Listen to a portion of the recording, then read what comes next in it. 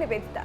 बिहार चुनाव जीतने के लिए बीजेपी ने जब से ऐलान किया है कि वो सत्ता में आने पर बिहार के लोगों के लिए कोरोना वायरस की वैक्सीन फ्री में देगी, तभी से ये मुद्दा गर्माता जा रहा है।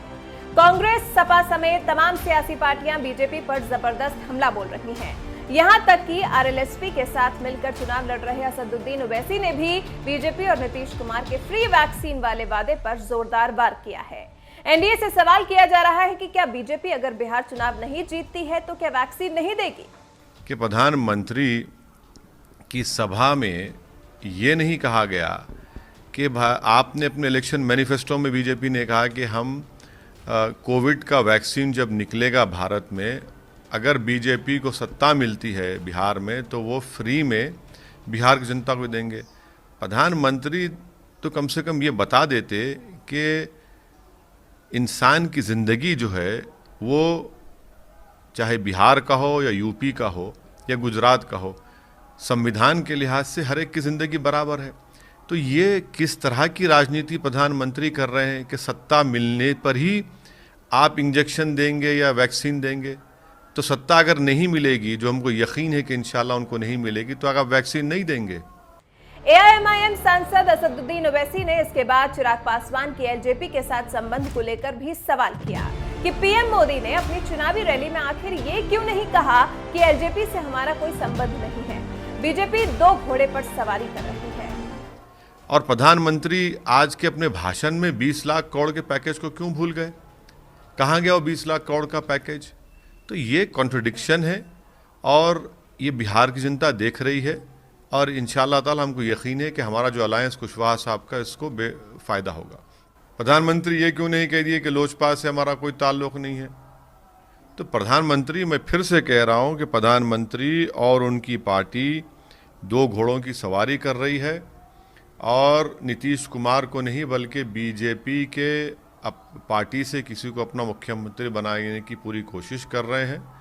और बिहार की जनता ये देख रही है और बिहार की जनता ये भी जानती है कि आरजेडी कांग्रेस को मौका मिल चुका है 15 साल का और ये लोग कुछ काम नहीं किए बिहार के लिए। तो बिहार की जनता एक विकल्प देख रही है, इनसे बेजार है आरजेडी से और नीतीश और बीजेपी से, और इसका नतीजा देखेंगे। पीएम मोदी के भाषणों पर निशाना साधते हुए ओवैसी ने कहा कि प्रधानमंत्री जी तो हर चीज भूल जा रहे हैं। उनका 20 लाख करोड़ का पैकेज कहां गया, वो इस पर बात क्यों नहीं करते? प्रधानमंत्री बिहार के चुनाव में ये क्यों नहीं बताते बिहार की जनता को कि उन्होंने 5 साल पहले जो 20 लाख करोड़ के पैकेज का ऐलान किया था, अनाउंसमेंट किया था, उसमें से कितना पैसा बिहार को दिया गया?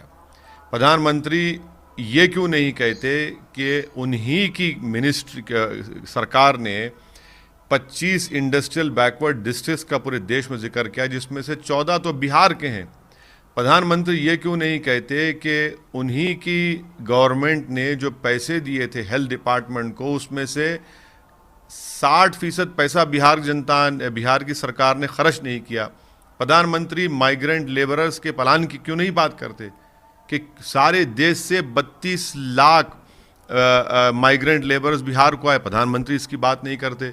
तो दिखाने को कुछ है ही नहीं, डेवलपमेंट कुछ नहीं बता सकते, इसलिए प्रधानमंत्री बिहार की जनता के जो डेवलपमेंट के इशूज़ हैं, प्रधानमंत्री अपने भाषण में ये क्यों नहीं कहते कि सीमांचल जो बिहार का सबसे बैकवर्ड पसमानदा इलाका है उससे इंसाफ किया जाएगा?